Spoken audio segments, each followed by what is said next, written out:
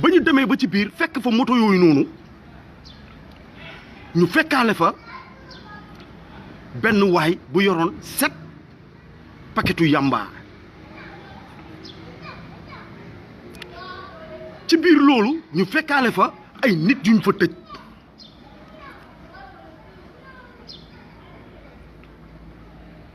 léegi man damay laaj sénégalais yi bërëb boo xam ne ñu ne dañ fay redresser ay doomu aadama yi nga xam ne ñoom dañ doon tux yamba dañ doon naan sàngara dañ doon agressé dañ doon rey nit bërëb boobu noonu ndan la fa ay taalibe Cheikh Modou Kara yenn taalibe yi du ñëpp nag parce que du taalibe Cheikh Modou Kara yëpp a bon déedéet nañ waxante dëgg du taalibe Cheikh Modou Kara yëpp a bon déedéet am na ñu ci baax am na ñu ci am yërmande ba ñu demee ci bërëb boobu noonu ñu ne soi-disant bërëb boobu noonu pour redresser ay doomu aadama la ñu ñëw fekk fa scooter bu ñu fa sàcc fekkaale fa yamba fekkaale fa ñoo xam ne jàpp nañ leen fa tëj leen fa prison ñuy def fa ay at am ñu fa dee léegi man damay laajte sénégalais ñu wax suñu digganteeg suñu borom bi ñu sàkk ki nga xam ne ñun moo ñu indi fii kaw suuf may laaj ndax bërëb bu ñuy redresser doomu aadama yamba war na fa mën a dugg te ku moom bërëb boobu noonu ab sëtu sëñ Touba la muy Kara te sëñ Touba wootewul sëñ Touba jamonom defalul ay bërëb di fa tëj ay doomu aadama di leen xiifloo di leen torturer sëñ Touba musul def loolu sëñ Saliou musul jël ay bërëb créé ko ne day tëj foofu ay doomu aadama pour redresser leen déedéet ba ci xalif bii toog sëñ Mountakha ba ci xalif bii toog est-ce que gis ngeen ko mu tëjji ay kaso dugal fa ay taalibe amul ñoom kay bu ñu waxee am nañ seeni daara yóbbu fa ay ndaw yi nga xam ne ñoom seen waajur yi dañoo sonal seen waajur yi wala dañoo nekkoon ci mbedd bi di agressé wala di def naka su dul noonu ñu yóbbu leen fa di leen jàngal alxuraan di leen jàngal jaar-jaaru Serigne Touba pour ñu baax mais ñun loolu gisuñu ko ci bërëb bi nga xam ne am na ci bërëbu Cheikh Modou Kara parce que ñu nekkoon foofu noonu di témoin loolu noonu prisonniers yooyu ñu tëj ñun ñëpp gis nañu image yi ku wax ni carrément moom colonel Cheikh Modou Kara doomam moo ko doon jaay yamba 2000 francs paquet pon 500 luy jar juróom ci boutique bi mu koy jaayee 500 ci biir kaso bi foofu mais loolu est-ce que redressement am na fa est-ce que pour jubantit xale yi am na fa man damay jàpp ne amu fa parce que yow da nga nekk kilifa diine boo nekkee kilifa diine dañu waxante dëgg te yàlla rek tax yàlla dëgg la bëgg bu ñu nekk ay naafeq bu ñu nekk ay porteur de voix di ŋàññ Macky Sall kese bañ a tamit di wax si loo xam ne day du yegg si du nan lañ koy waxatee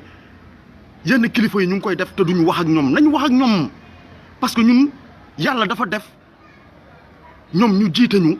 nekk suñu kanam ñu war ñu jox un bon exemple léegi bu ñu demee ba benn instant gisuñu un bon exemple boobu noonu war nañ mun a toog reculer waat xoolaat suñu bopp parce que man foog naa ne boo nee ne yow kilifa diine nga jeunesse yu bëri topp la ndaw yu bëri topp la ay mag yu bëri jël seeni doom jox la ko pour nga yar leen nga teg leen ci yoonu siraatal mustaqim teg leen ci yoonu Serigne Touba ñu ñëw di gis leneen kon là les choses devient autrement quoi kenn mënul xam parce que bu ñu waxantee dëgg bërëb buy redressé yamba war a fa mën a am rawatina bërëb boo xam ne ku ko moom maamam mooy Serigne Touba Serigne Touba wootewul kuy noot doomu aadama Serigne Touba ba ko tubaab bi jàppee toroxal ko sonnal ko mais dafa ne yéen ñëpp jéggal naa leen te yàlla rek tax jéggal naa nañ ci Seydina Muhammad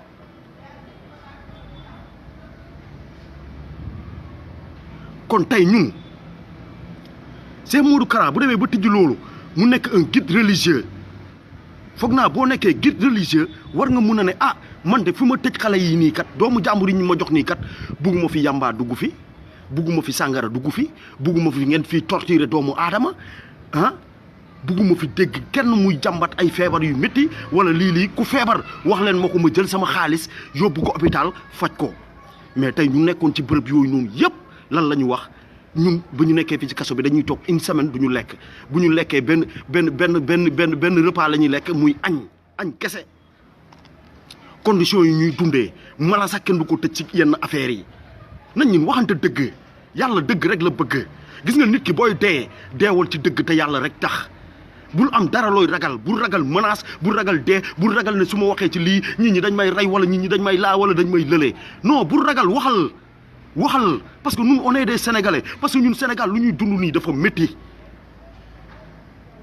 bërëb buy redressé sa nit am na ñoo xam ne ñu ngi koy confondre nag ak prison yi ñu nekk prison état dëgg la ñu prisonniers yu bëri génn nañ ñu ne dañ fay tux yàmba dañ fay naan sàngara dañ fay def naka sudul noonu dañ fay tëddante seen biir yooyu yëpp am na ci prison état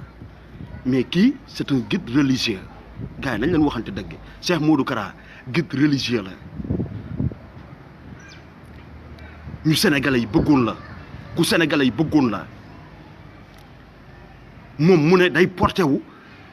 volonté pour yar xale yi guide religieux foofu boo nekkee guide religieux yow war nga tere lépp lu bon loo xam ne tëj nga ko ci bërëb yooyu noonu ay ñaawteef di fa am ay torture di fa am ay leneen di fa am parce que maamam suñu maam Sëñ Touba muy maamam wootewul loolu Sëriñ Touba wootewul pour ngeen di noot ay doomu aadama di leen toroxal déedéet wootewul loolu Maam Bamba wootewul loolu nañ waxante dëgg Sëriñ Touba wootewul loolu kon lan moo tax tey ñoom ñu jug tey moom Kara mu jug tey yooyu yëpp di ci xew te yëgul tinu ku sàcc scooter bi taalibeem la dafa daw ku doon jaay yàmbaa ci biir bërëb bi taalibeem la dafa daw dem këram doomam moo ko yóbbu gendarmerie moo dugg ci bërëbam gis fa ay nit yu ñu tëj ci ay conditions yu désastreux conditions yu baaxut man laaj leen tey ñi nga xam ne non waruñu wax nee nañ ñun waruñu wax ci situation bu prisonnier taalibe Kara yooyu doon dund parce que da leen doon yar mais nit daa am nu mu koy yaree doomu aadama daa am nu mu koy yaree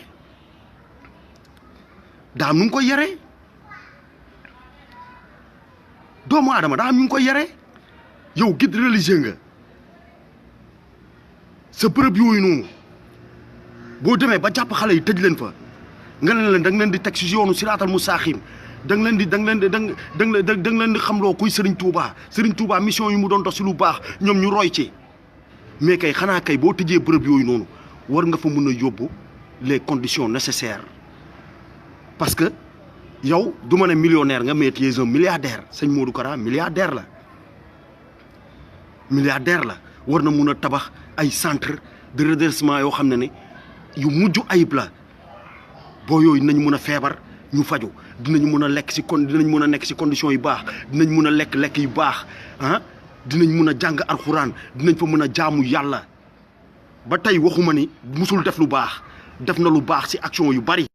Cheikh Modou Kara def na lu baax ci action yu bari ci mosquée yi boo demee Touba bu ñu màggalee ba pare taalibe Cheikh Modou Kara yi ñoom ñooy jug bale mbedd bi yëpp ba mu set mu nekk acte yu rafet parce que tamit nañ waxante dëgg nit bu defee lu baax wax ko dëgg mais tamit bu defee safaan tamit nañ wax dëgg ni def na safaan juum na te gis nga ñi nga xam ne dañu yor seeni doom nga xam ne yow ku ngay dénk sa doom jamono am na beneen bët bu mu la wonoon muy bëtu kii de lu mu wax nii de war naa mën a yëkkati sama doom jox ko mu yaral ma ko léegi ñu dem ba ay si ay jëmm parce que image ñooy wax image mooy wax les images voyage ñu dem si ba ay jëmm ñuy dégg Cheikh Modou Kara di wax yenn wax naan ay man dama doon naan sàngara mais daanu ma màndi man mënuma julli man lii ak lii ak lii ak lii ak lii mais nit ñi dañuy posé waat question arrière at ginnaaw ne mais waaw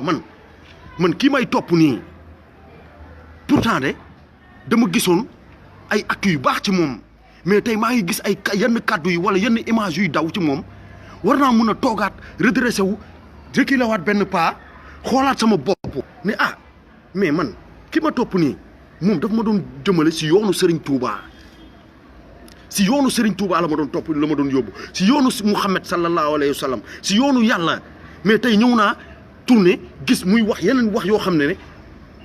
warul mun a génn sax si gémmiñu kilifa ay man xaw ma nu ñuy jullee man dama doon naan sàngara ba ma doon naan sàngara daanu ma mànde mais kooku ku ko gis nga topp ko mais di nga war a mun a delluwaat ginnaaw ku fa yóbboon sa doom ci moom war nga mun a dem retiré waat sa doom génnee ko parce que da ngay naan man kii exemple bu mu ma joxoon début bi exemple boobu gisuma ko war naa mun a dem jëli sama doom waruma ko fa bàyyi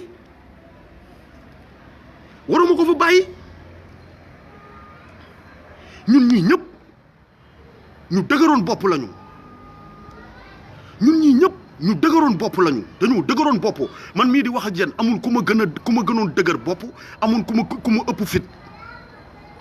si ñu ma xam man dama dëgëroon bopp am fit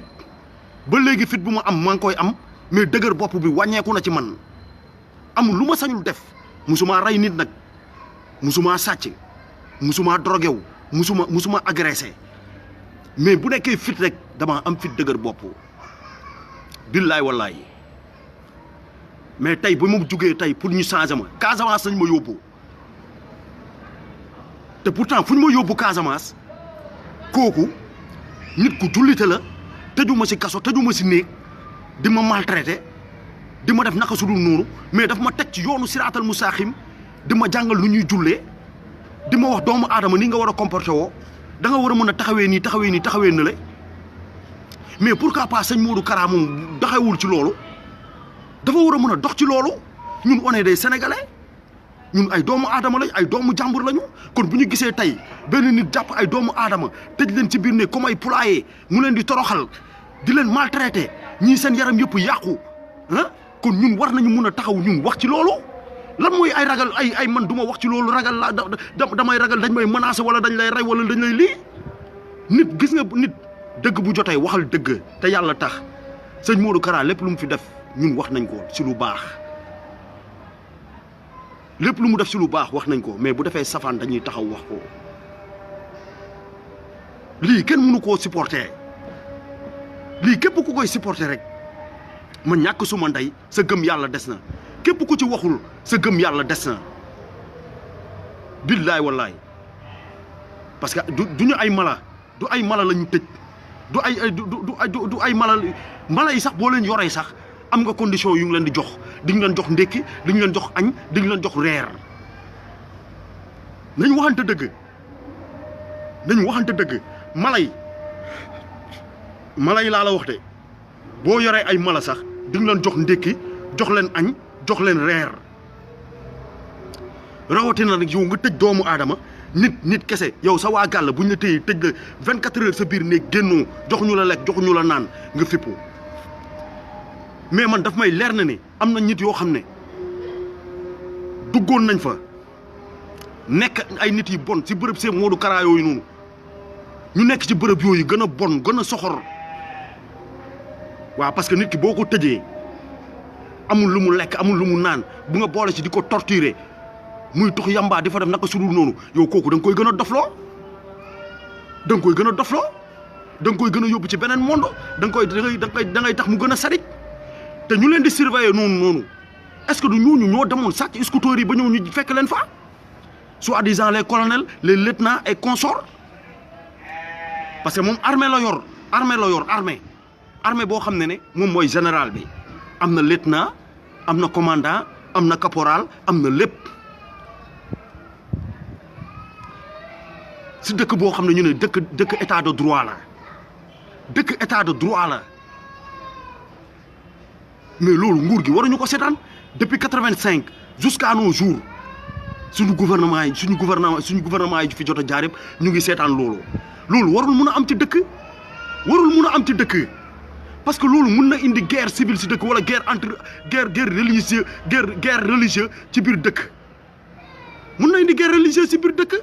parce que yow nga am say milice boo amee say milice yow nga ne da nga jug pour yar sénégalais yi pour sénégalais yi am luñ la mënee naw yow sa milice yooyu noonu waroon nga mën a gis état bu fi mënti toog nga intégrer sa ministre yooyu ci biir état bi parce que dëkk bi insécurité amu fi yaa ngi dégg dëkk bi bëri na agression bëri na rey nga ne man Kara man ndaw yi bëri ñoo ma topp te damaa am ay milice damaa am armée sama armée bii kat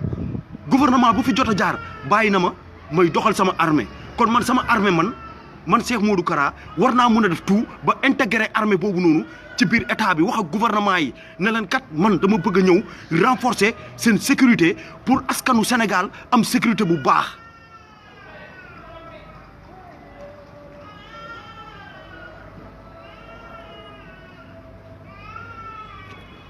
boo amee say milice nga toog waxtaan ak gouvernement yi fi jot a toog nga ne leen man j'ai des milices mais gis naa ne insécurité bi bëri na ci dëkk bi rey yi bëri na ci dëkk bi kon man Kara man lan laa war a mën a def war naa mën a sol sama tànk sama dàll dox ba ci président bi ne ko man bëgg naa kat sama milice yi nii nga intégré leen ci gendarmerie police armée pour ñu renforcer sécurité Sénégal mais loolu defoo ko yaa ngi yor say milice xamuma nag lan ngeen di préparer suba xamuñu lan ngeen di préparer suba xamuñu ko parce que loolu danger la ci biir réew ñuy seetaan ay nit di créer ay milice seen armée bopp après tey dara bu fi xewee ñu ne waaw c'est-à-dire je vais vous donner un exemple Cheikh Modou Kara ba mu amee problème ak Moustapha Sy ba Moustapha Sy di ko naan Cheikh Modou Kara yow comédien nga xam nga Cheikh Modou Kara tey côté boobu man dama ko siy félicité bu nekkoon beneen nit la dina ne ay milisam jug leen ngeen dem songu sëñ Moustapha Sy tamit dafa yor ay milice tey loolu dil boobu bu kalaate woon tey fan lañ jëm lan la ñuy wax dañuy ne non xeex bi entre Mouride la ak Tidiane te pourtant ñoom ñaar yëpp am nañ ay milice lan moo tax ñu am ay milice dañoo jël ay ndaw formaté leen dugal leen ci beneen bërëb boo xam ne ni ñoom saa ñoom Sénégal du dem nañ leen wuloo seen ndigal nañ leen demee ak seeni ndigal yenn jeunes yi topp leen tey imagine loolu problème boobu noonu tey bu sëñ Modou Kara jógoon dal ci kaw Moustapha Sy lan la ñuy wax guerre religieuse entre Tidiane ak Mouride gis ngeen danger yu ma leen di wax moo tax ñun war nañu def attention si ñu ñuy topp war nañ def attention si ñu ñuy jox suñu bopp parce que jeunesse bi il est temps ñu yeewu parce que tey ñi nga xam ne ñoo nekkoon ay lieutenant ay commandant ay caporalu Kara tey gendarmerie tey bu leen woowoon tey ñoom lan la ñuy lay lan la ñuy wax buñ leen laajee lan moo tax ngeen topp Cheikh Modou Kara ñoom lan la ñuy wax lan est-ce que yenn problème yi sax du ñoom ñoo ko teg sëñ Modou Kara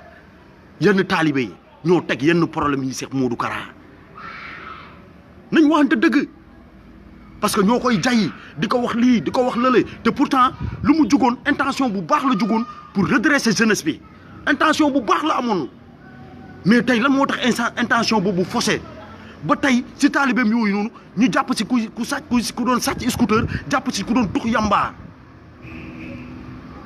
kon nga war a mun a xam ne ko redressement boobu noonu mu jug pour ne da koy defar sénégalais yi man damay jàpp ne loolu redressement boobu noonu des na redressement boobu noonu des na dafa des na lu bari parce que nga jël ay doomu aadama ndeysaan ay doomu aadama ndeysaan ay waajur am ci yow confiance ndeysaan billaay ay nit yu baax am ci yow confiance jël seen doom jox leen ko non non nga jël leen di leen torturer non dafa ñaaw billaay dafa ñaaw bésam yombal xiyaama nit ñi nañu fàttaliku bési yombal xiyaam bési yombal xiyaam dina métti ci doomu aadama yi rawatina ñun sénégalais yi parce que ñun bu ñu gisee yenn kilifa yi am nu ñu doxalee yenn taalibe yi ñun war nañu mun a jóg taxaw wax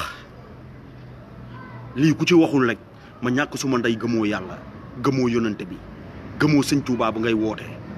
billaahi wallaahi tallaahi tey sëñ Touba bu wàccoon kaw suuf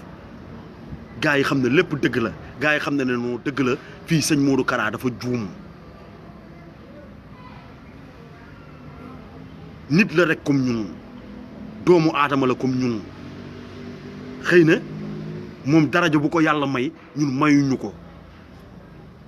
xëy na ñun yàlla mayuñu loolu moom la yàlla may loolu ñu am confiance ci moom ñu koy topp di ko topp di ko topp kon tey bu defee naka su dul noonu war nañ ko mën a wax ak moom mais sëñ Modou Kara c'est un milliardaire man du ma ko jàppee millionnaire de man milliardaire laa koy jàppee xale yooyu mu jël redressé yi dugal leen ci kaso bi waaw dugal leen ci kaso bi mais ñooñu ci biir kaso boobu noonu war na fa indi ay nit yoo xam ne dañuy former ay doomu aadama war na fa indi ay oustaz ñu leen di jàngal alxuraan war na fa indi ay nit yoo xam ne ay ingénieur de bâtiment lañu ñuy former xale yi mais foofu mu dugal xale yi amul yii yëpp ma leen wax foofu mu dugal taalibe yi amul yii yëpp ma leen di wax parce que nit ki boo jógee pour redresser ko ne jox ma sa doom pour ma redresser ko yooyu yëpp war na mun a am ci condition yu mu leen dugal nañ waxante dëgg sama gars yi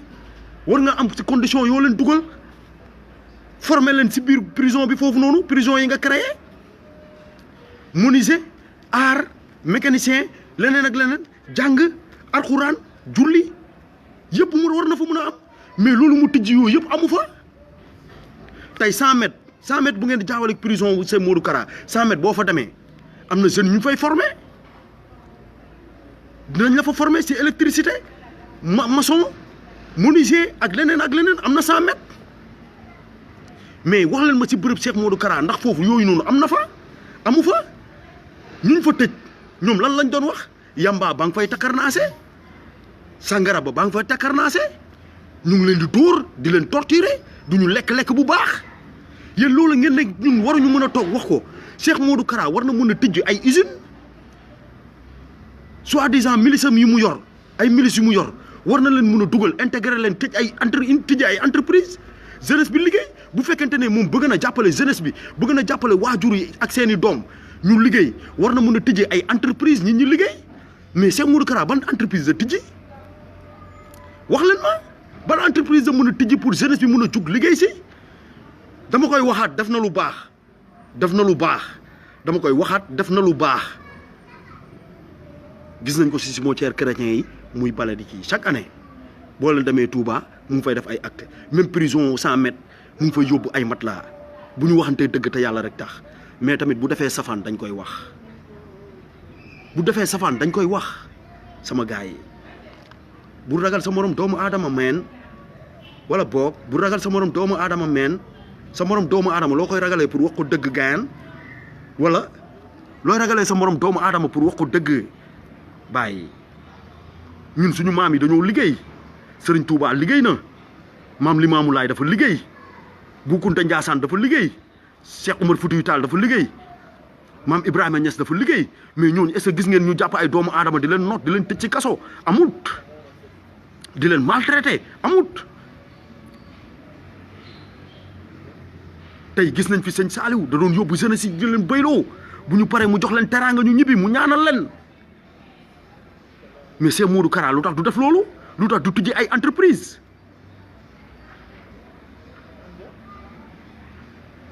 lu tax du tijji ay entreprise na tijji ay entreprise jël gars yi liggéey jël jeunesse bi liggéey am il a ses moyens tey bu taxaw toogoon ak Macky Sall tey bu toogoon ak Macky Sall kat tey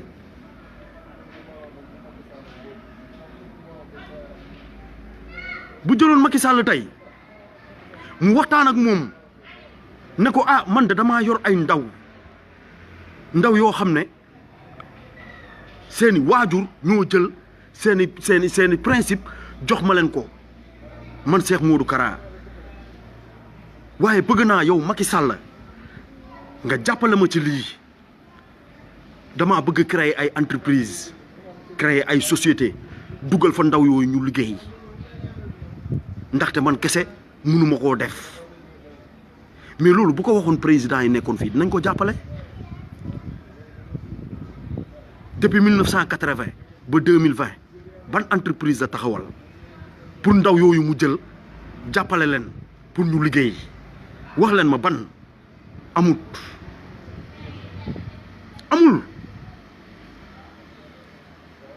kon yow taalibe yi bu ñu demee ba jox la confiance nekk ci yow di wuyu say waaw di bàyyi say di tere say déet